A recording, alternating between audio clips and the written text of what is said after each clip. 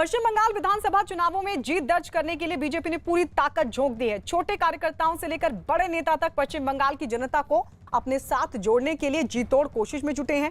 गृह मंत्री अमित शाह 14, 15 और 19 मार्च को पश्चिम बंगाल में करेंगे रैली, जबकि 16 मार्च को उत्तर प्रदेश के मुख्यमंत्री और स्टार प्रचारक योगी आदित्यनाथ भी यहां पर रैली करेंगे। इन दोनों नेताओं के अलावा 18, 20 और 21 मार्च को खुद प्रधानमंत्री नरेंद्र मोदी पश्चिम बंगाल पहुंचेंगे और अलग अलग जनसभाओं में हिस्सा लेंगे। पीएम मोदी 18 मार्च को पुरुलिया में रैली करेंगे। इसके अलावा पीएम मोदी 20 मार्च को पूर्वी मिदनापुर के कांथी में चुनावी सभा को भी संबोधित करेंगे।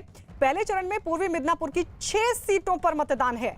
इसमें उत्तर और दक्षिण कांथी भी शामिल है। पहले चरण में पूर्वी मिदनापुर की 6 सीटों पर मतदान है। इसमें उत्तर और दक्षिण कांथी भी शामिल है। बीजेपी ने बंगाल को सोनार बांग्ला बनाने का वादा करने के साथ ही 200 सीटों पर जीत का लक्ष्य रखा है। केंद्रीय मंत्री और बीजेपी नेता धर्मेंद्र प्रधान ने ममता पर हमला किया और कहा कि ममता ने बंगाल के लोगों को निराश किया है और लोग उन्हें जवाब जरूर देंगे। अभी बंगाल की जनता कट मनी के खिलाफ लड़ाई लड़ रहे हैं। पूरा मातंगिनी हजरा के सारे वंशज प्रतिनिधि एक होके बंगाल में परिवर्तन करेंगे। तृणमूल मित्र अपने पैर के नीचे जमीन खिसकता हुआ दिखते हुए कुछ भी अनर्गल कह रहे हैं। जनता उनकी हाथ छोड़ चुके हैं। जनता उनको आशीर्वाद देना इस बार बंद करेंगे। भारतीय जनता पार्टी नरेंद्र मोदी जी की दृष्टि की सरकार यहाँ बनेगी। जी, लेकिन पिछला अगर रिकॉर्ड देखें तो ममता बनर्जी पर जब जब हमला लगाया, उन्होंने आरोप लगाया, तो उनको राजनीतिक तौर पर बड़ा फायदा राजनीतिक तौर पर मिला है। तो क्या लग रहा है कि ममता बनर्जी विक्टिम कार्ड यहाँ पर खेलने की कोशिश कर रही है? देखिए, मैं उस विषय पे ममता जी जल्दी सुस्त हो जाए, अपने काम पे लगे। मैं ईश्वर के सामने, प्रभु जगन्नाथ के सामने यही प्रार्थना करूंगा। लेकिन जो घटना उस दिन हुई सब जानते हैं। अभी इलेक्ट्रॉनिक्स मीडिया के कारण सब दुनिया ने उनको देखा है। मैं उसमें टिप्पणी नहीं करना चाहता हूं। मूल विषय है भ्रष्टाचार, मूल विषय है अल्पसंख्यकवाद, मूल विषय है एक पार्टी की दादागिरी, गरीबों की अपनी हक से वंचित करना। मोदी जी लाखों करोड़ रुपया दिल्ली से भेज रहे हैं। आखिर इस राज्य में किसानों को प्रधानमंत्री किसान सम्मान निधि क्यों नहीं दिया जा रहा है?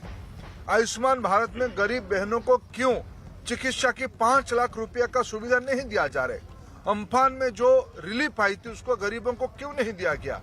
अभी जो प्रधानमंत्री गरीब कल्याण योजना में खाद्यान्न मिली थी 8 महीने की, वो क्यों बंगाल के घरों में नहीं पहुंची? ये मुद्दा है। इससे इस बार ममता दीदी अपनी जिम्मेवारी से हट नहीं सकते हैं। मैं फिर कह रहा हूं, आज हम मातंगिनी जी के जन्म स्थान पर शपथ ले रहे हैं। नंदीग्राम हो या तमलुक हो, पूर्व मिदनापुर हो, पश्चिम मिदनापुर हो या समग्र बंगाल हो, सोनार बंगला होके रहेगा। इस अत्याचारी भ्रष्टाचारी शासन को निकाला जाएगा। एक दिन पहले भी इस मामले पर टीएमसी कार्यकर्ताओं का हंगामा जारी रहा। ममता बनर्जी को चोट लगने से नाराज टीएमसी कार्यकर्ता सड़कों पर उतरे और अपनी नाराजगी जाहिर की। 5 तस्वीरें हम आपको दिखाने जा रहे हैं। पहली तस्वीर बैरकपुर की है।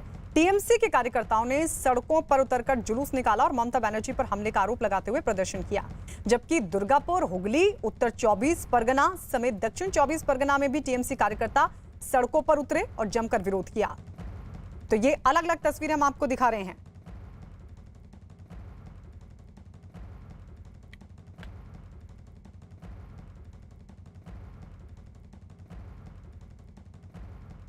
तो ये टीएमसी के कार्यकर्ताओं की तरफ से विरोध प्रदर्शन।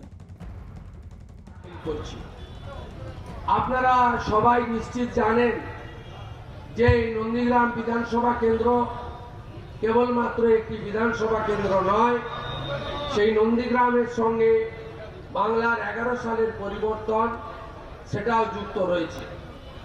আপনারা জানেন জোর করে জমি অধিগ্রহণ বিরোধী লড়াইতে নন্দীগ্রামের গুরুত্বপূর্ণ ভূমিকা এবং প্রায় 41 জন মানুষ আত্মবলিদান দিয়ে সেই নন্দীগ্রামে তারা আজকে দ্বিতীয় স্বাধীনতার যুদ্ধে 11 সালে জিতিয়েছিলেন এবং অনেক স্বপ্ন, অনেক আশা নিয়ে পরিবর্তন আপনারা এনেছিলেন।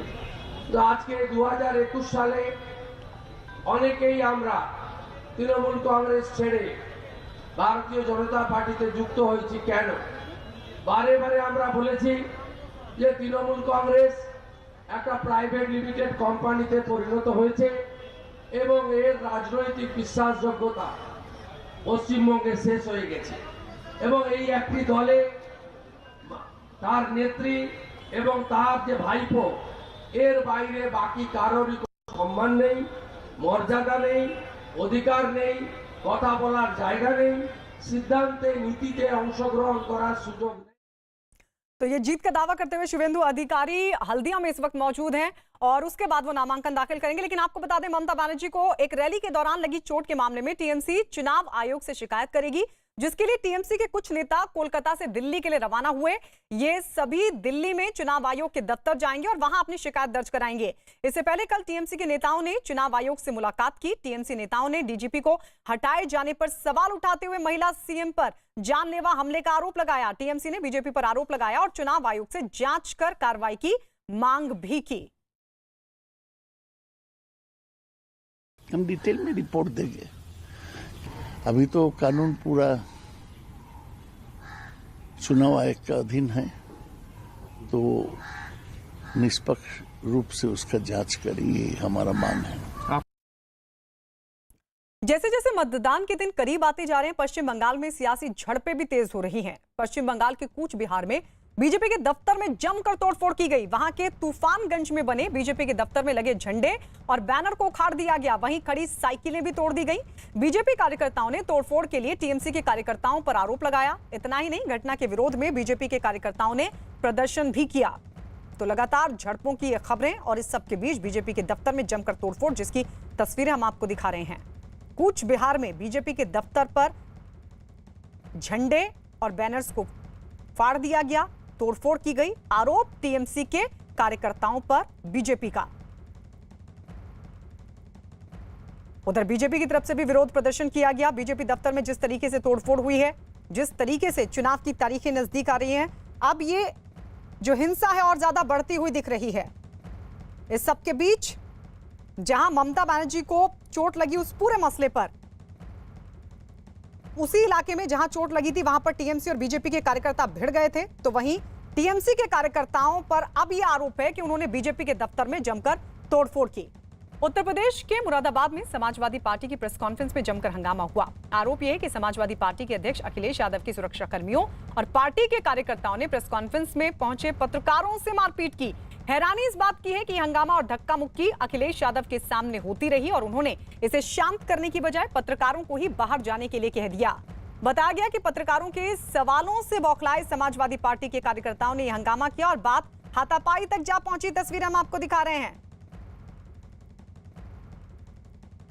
एसपी कार्यकर्ताओं की बदसलूकी पर जब वहां पहुंचे पत्रकारों ने विरोध जताया, तो अखिलेश यादव खुद मंच से नीचे उतर गए और कार्यकर्ताओं और सुरक्षा कर्मियों को समझाने की बजाय पत्रकारों से ही उलझ गए। पत्रकारों ने जब मारपीट की शिकायत अखिलेश यादव से की, तो उन्होंने सुरक्षा कर्मियों का ही साथ दिया और पत्रकारों से बदसलूकी की, जिसके बाद वहां मौजूद समाजवादी पार्टी के कार्यकर्ता और भड़क गए और अखिलेश यादव के सामने ही उन्होंने पत्रकारों से मारपीट शुरू कर दी। इस दौरान कुछ देर के लिए वहां भगदड़ जैसा माहौल बन गया, लेकिन अखिलेश यादव ने इसे शांत करने के लिए कुछ भी नहीं किया। इस हंगामे और भगदड़ में न्यूज 18 के पत्रकार फहीद शम्सी को भी गंभीर चोटें आई हैं।